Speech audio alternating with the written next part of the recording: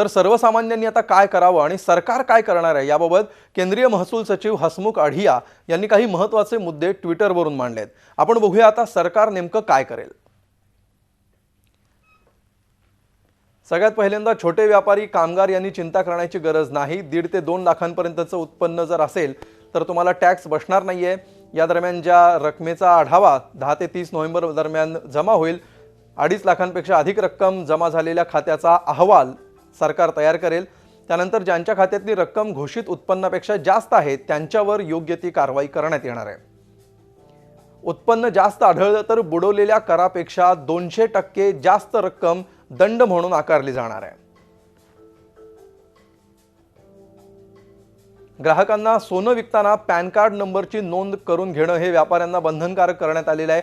यात कुठलीही तडजोड करता येणार नाही असं हसमुख अढियांनी स्पष्ट केलेलं आहे। जर अशी नोंद केली नाही ज्वेलर्सनी तर त्यांच्यावर कडक कारवाई करण्यात येईल। झी 24 तास रहा एक पाऊल पुढे।